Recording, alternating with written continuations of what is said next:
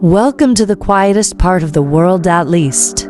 That's how it seemed to Jack when he first moved into the suburban neighborhood on Birchwood Drive.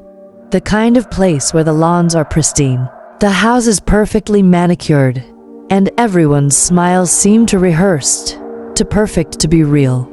But behind the facade of this picture-perfect street, something dark lurked, and Jack was about to find out exactly what.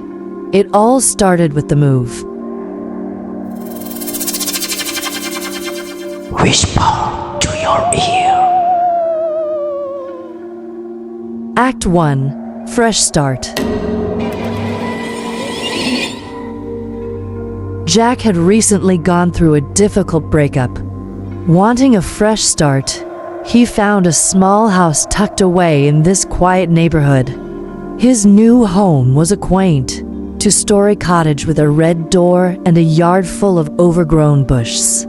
Everything about it screamed peace, everything Jack desperately needed after the chaos of his previous life. At first, his new neighbors seemed, well, perfect. Across the street lived the Harrisons, an older couple who waved enthusiastically every morning as Jack fetched the mail. Their lawn was always freshly mowed, and they always had fresh cookies to offer. But something about their overly polite demeanor made Jack feel a bit uneasy. Next door, the Fitzgeralds, a family of 4, had 2 young kids who smiled too wide and always seemed to play outside at odd hours, their laughter echoing in the dead of night. But it was the neighbor next door that caught Jack's attention the most, Mr. Crowley. Act 2. The Intriguing Neighbor. Mr. Crowley was a man of few words, if not any at all. Jack had moved in nearly 2 weeks ago, but he had yet to hear a single sound from the man who lived next door. Not a cough, not a murmur, not even the shuffle of footsteps, just silence.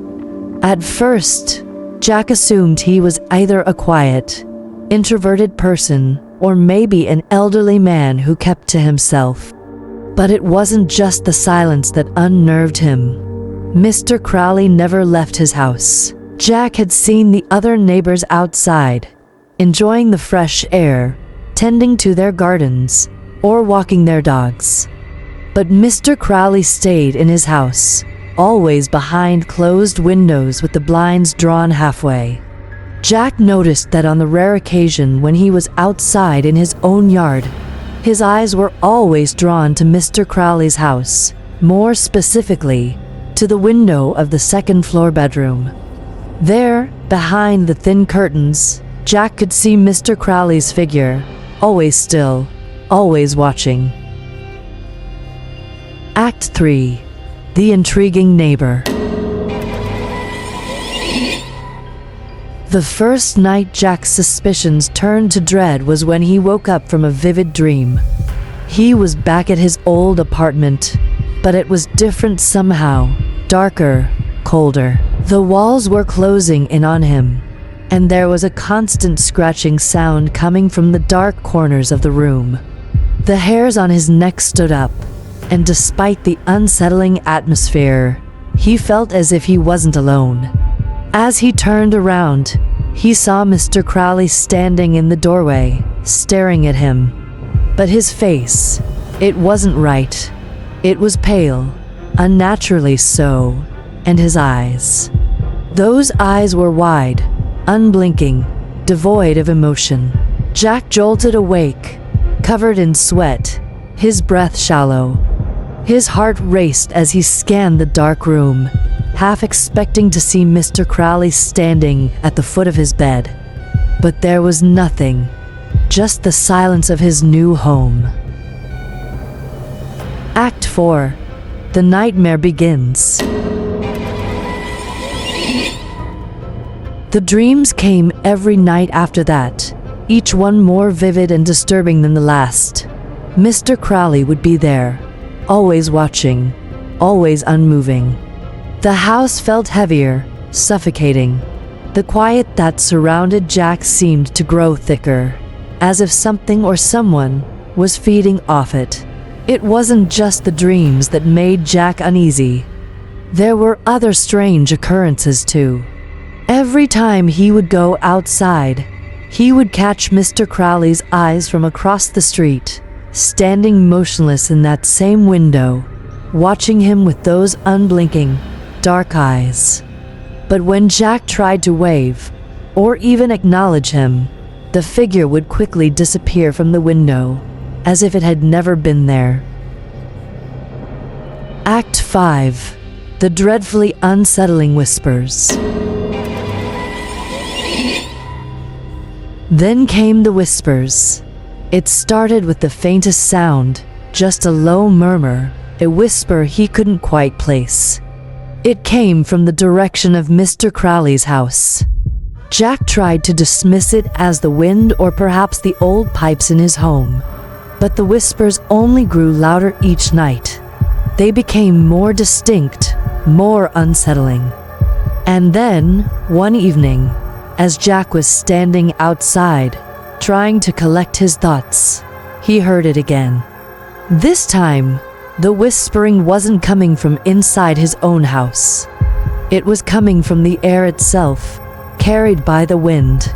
"Help me." Jack froze. It wasn't a voice that came from the air. It was a distorted, eerie noise. He turned to look at Mr. Crowley's house. The blinds were drawn shut, but something felt different. It felt wrong. His heart raced as he walked closer to the house, drawn to it against his better judgment. With each step, the whispering grew louder, more frantic. "Help me, please."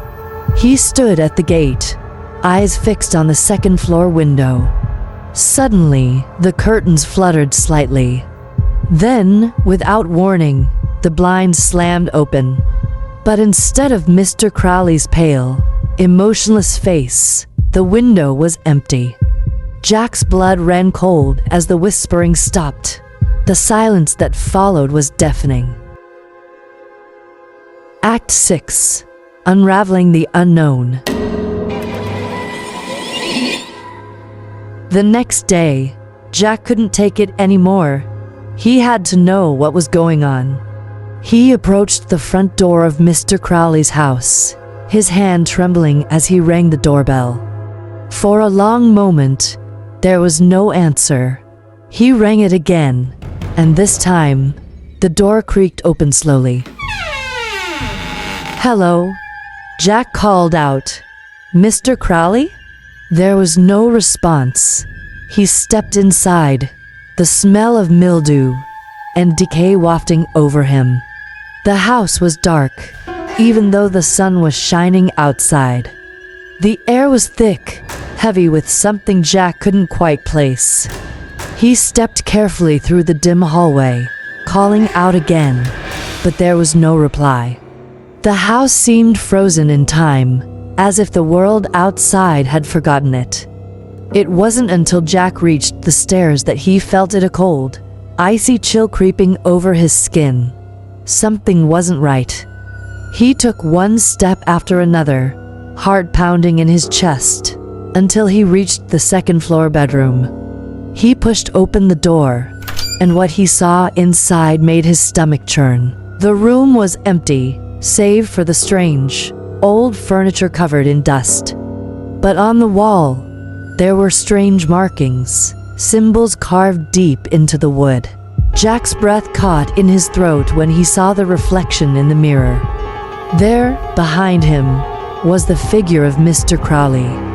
Standing in the doorway, his face contorted, twisted, as if it had been reshaped, distorted into something grotesque. But then, as quickly as the figure appeared, it disappeared.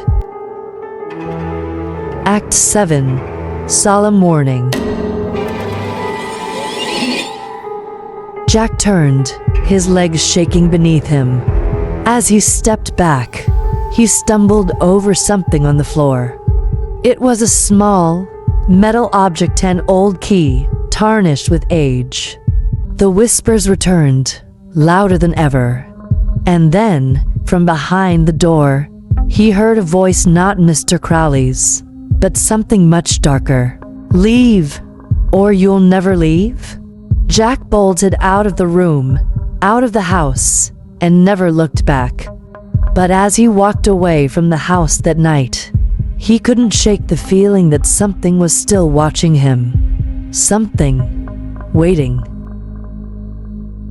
Act 8, The Unexpected Finale. The next day, the house on Birchwood Drive was gone. Completely vanished. No sign of the Crowleys. The neighbors? They were all still there, smiling their perfect smiles. But when Jack asked them about Mr. Crowley, they acted as if they had never heard of him.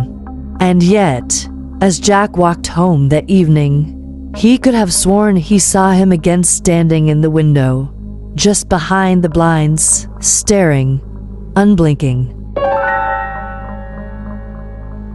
If you were Jack, what would you do?